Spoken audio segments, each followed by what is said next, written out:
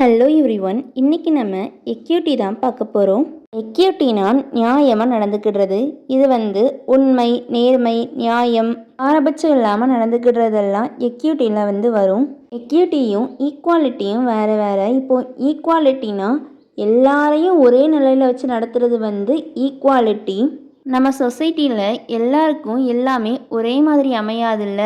எல்லாருக்கும் ஏதோ ஒரு வகையில் ப்ராப்ளம் இருக்கும்ல. அந்த ப்ராப்ளத்தை சரி பண்ணுற மாதிரி ஏதாவது கொடுத்து அவங்களையும் சமநிலையில் வைக்கிறது equity. Difference between equity and equality. எக்யூட்டியும் ஈக்குவாலிட்டியும் ஒன்றோட ஒன்று தொடர்புடைய கான்செப்ட் தான்.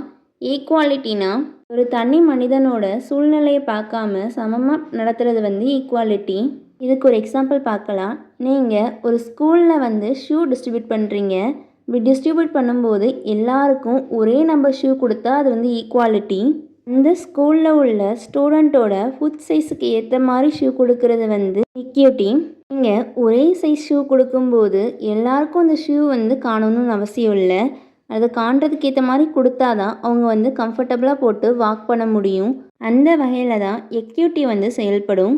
First importance of equity. First social justice, சமூக நீதியை நிலைநாட்டுறதுக்கு எக்யூட்டி ஹெல்ப் பண்ணும். எல்லாருக்கும் நல்ல வாய்ப்பு கிடைக்க, கல்வி கிடைக்க, வளங்கள் கிடைக்கிறத உறுதி செய்யும். Example scholarship for under privileged student. சமுதாய அளவில் பின்தங்கிய மாணவர்களுக்கு ஸ்காலர்ஷிப் கொடுக்கறது ஒரு எக்யூட்டி. Law and finance. சட்டம் எல்லா இடத்துலையும் ஒரே மாதிரி சரியாக பொருந்துன்னு அவசியம் இல்லை. அப்படி பொருந்தாத இடத்துல எது சரியோ அதை பொறுத்து நீதி கொடுப்பாங்க. அது லா அண்ட் ஃபினான்ஸோட எக்யூட்டி. Technology and ethics. இப்போ வளர்ந்து வர டெக்னாலஜி ஒரு சிலருக்கு மட்டும் உதவுறதா இருக்கக்கூடாது, எல்லாருக்கும் உதவுறதா இருக்கணும். இதுக்கான எக்ஸாம்பிளாக ஏஐ யூஸ் பண்ணி ட்ரீட்மெண்ட் கொடுக்குறாங்கல்ல. அது பெரிய பெரிய சிட்டிஸில் மட்டும் இல்லாமல் சின்ன சின்ன கிராமங்கள்லையும் அதை செயல்படுத்துறது டெக்னாலஜி எக்யூட்டி.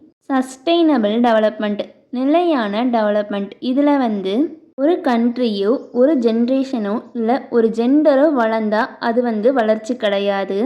நம்மளுக்கு கிடைக்கிற வளங்களை சரியான முறையில் பயன்படுத்தி எல்லா கண்ட்ரியும் வளர்ந்தாதான் அது வளர்ச்சி. இதுக்கான எக்ஸாம்பிளாக நல்லா வளர்ச்சியடைந்த நாடுகள் மற்ற கண்ட்ரீஸ்க்கு க்ளீன் எனர்ஜி கொடுக்கறதுக்கான ரிசோர்ஸஸை கொடுப்பாங்க. Education and growth. எஜுகேஷன் ஸ்டூடெண்ட்ஸுக்கு ஈக்குவலான ஆப்பர்ச்சுனிட்டி கொடுக்கணும் அவங்களோட தேவையை பொறுத்து. இப்போ ஏதாவது ஒரு ஸ்டூடெண்ட்டுக்கு ஏதாவது ஒரு குறைபாடு இருந்துச்சுன்னா அந்த குறைபாடை சரி பண்ணுற அளவுக்கு ரிசோர்ஸஸை நம்ம ப்ரொவைட் பண்ணணும். Social harmony. ஹார்மனினா நல்லிணக்கம். நம்ம சொசைட்டியில் எந்த ஒரு சண்டையும் இல்லாமல் எந்த ஒரு பாரபட்சமும் இல்லாமல் ஒற்றுமையாக வாழ்கிறதுக்கு இந்த எக்யூட்டி ஹெல்ப் பண்ணுது. First types of equity. First intergenerational equity. இன்டர் ஜென்ரேஷன்னா ஜென்ரேஷனுக்கு இடையில உள்ள எக்யூட்டி. இப்போது நம்மளோட ஜென்ரேஷனில் எல்லாருமே டீஃபாரஸ்டேஷனில் ஈடுபட்டோன்னா, காடுகளை அழிக்கிறதுல ஈடுபட்டோன்னா ஃப்யூச்சர் ஜென்ரேஷனுக்கு காடுகளே இருக்காது. அப்படி இல்லாமல் ஃப்யூச்சர் ஜென்ரேஷனுக்கும் இந்த காடுகள் கிடைக்கணும்னு நினைக்கிறது intergenerational equity. First intragenerational equity. ஜென்ரேஷனுக்கு இடையில உள்ள எக்யூட்டி.